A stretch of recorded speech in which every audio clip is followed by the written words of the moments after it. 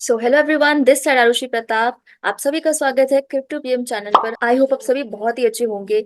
Market देखकर इतने इतने परसेंट से हर क्रिप्टो रिटर्न दे रहा है। बिटकॉइन हाविंग आने वाली है, उस सब के आपको पहले से ही कॉन्ग्रेचुलेशन। आई होप आपने अच्छा पोर्टफोलियो मेंटेन किया होगा आने वाले बुल रन के लिए। तो बिना किसी देरी के स्टार्ट करते हैं आज की वीडियो और कवर करते हैं क्रिप्टो न्यूज।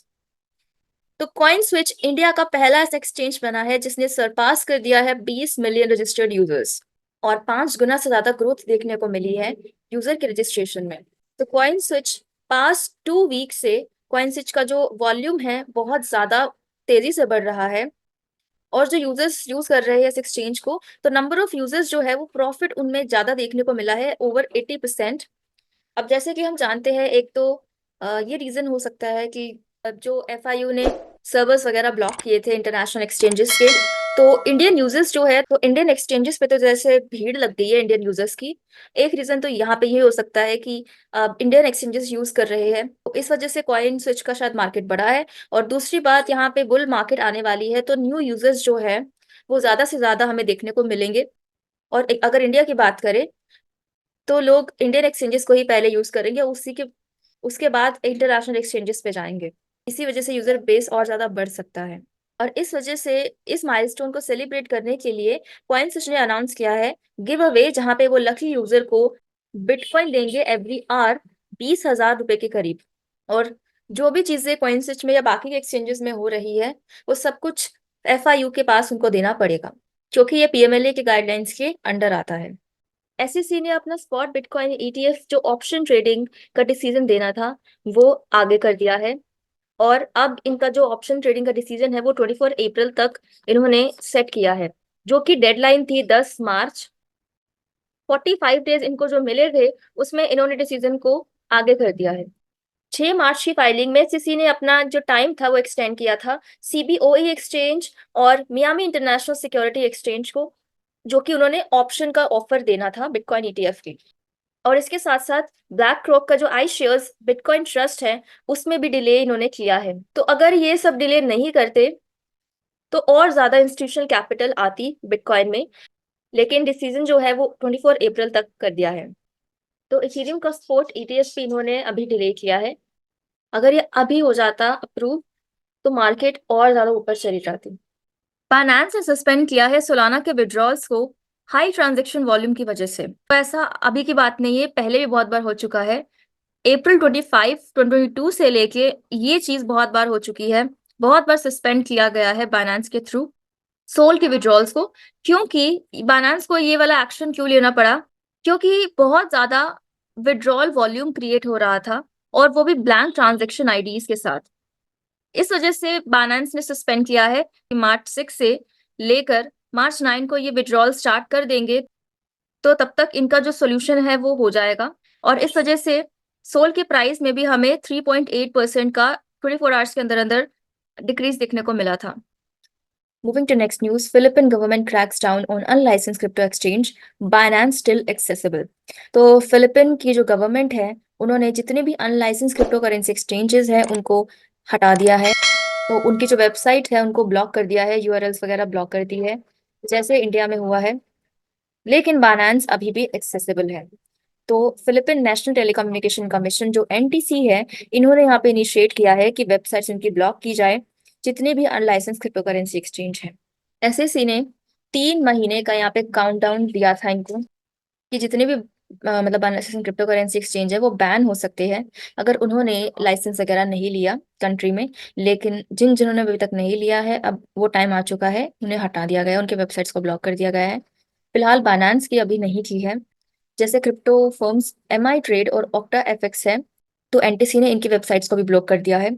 7 मार्च को यहाँ पे रिपोर्ट आई थी कि इन दोनों एक्सचेंजेस को ब्लॉक किया गया है, ये इनएक्सेसिबल है। एनटीसी ने ये जो ऑर्डर था, ये February 21 को इशू किया कर दिया था पहले ही। लेकिन उसके बाद भी इन्होंने कुछ नहीं यहाँ पे एक्शन लिया, इन क्रिप्टो फर्म्स ने। लेकिन बाइनेंस इसके बावजूद भी अपनी सर्विसेज फिलीपींस को दे रहा था। एसएससी ने फिलीपींस जितने भी यूजर्स हैं उनको पहले से ही वार्न किया था कि बाइनेंस से दूर रहे और बाकी के क्रिप्टो करेंसी एक्सचेंज जो लाइसेंस नहीं है उनसे दूर रहे। तो उन्होंने इंटरैक्ट वगैरह अगर किया होगा ऐसे क्रिप्टो करेंसी एक्सचेंज से, तो वो क्रिमिनली लाइबल होंगे। इनको यहाँ पे 5 मिलियन जो फिलिपिन पेसोज है, $90,000 से ज्यादा का देना पड़ेगा फाइन, और साथ ही साथ 21 साल की सजा इनको होगी। And under section 73 of the SRC statement, world coin ने लीगल एक्शन लिया है अगेंस्ट स्पेनिश गवर्नमेंट, जो कि क्रिप्टो बैन स्पेनिश गवर्नमेंट ने किया था वर्ल्ड कॉइन को। तो वर्ल्ड कॉइन और स्पेनिश गवर्नमेंट के बीच में लीगल बैटल चल रहा है।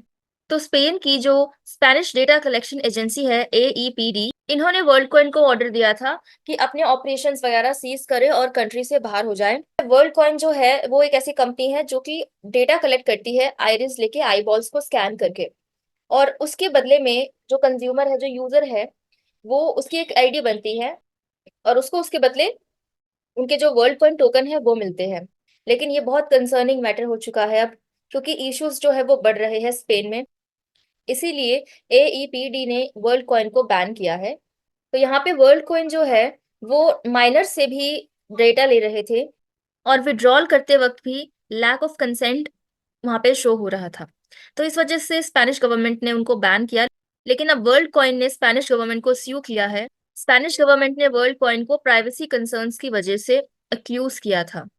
वर्ल्ड कॉइन का यहाँ पे ये कहना है कि यूरोपियन यूनियन के लॉस के अंडर ही हम काम कर रहे थे, बिल्कुल लॉफुली हम ऑपरेट कर रहे थे, और ये जो प्रोजेक्ट है ये एक्टिवली एंगेज्ड है with Bavarian data protection authority, जो इनका जनरल डेटा प्रोटेक्शन रेगुलेशन है यूरोपियन यूनियन में पूरा का पूरा।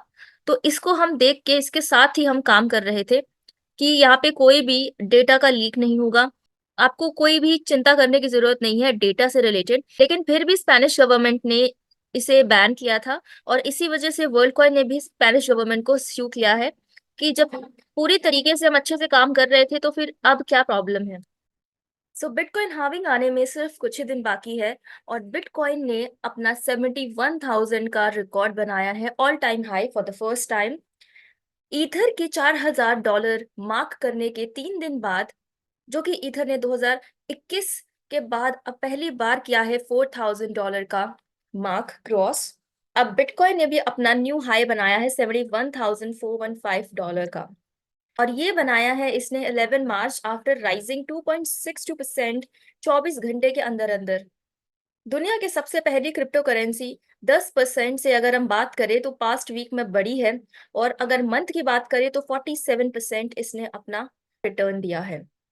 तो जैसे कि हम जानते हैं बिटकॉइन हाविंग जो होती है हर 4 साल बाद आती है, और हर 4 साल बाद जो बिटकॉइन मिंट करने का रिवॉर्ड होता है वो हाफ हो जाता है।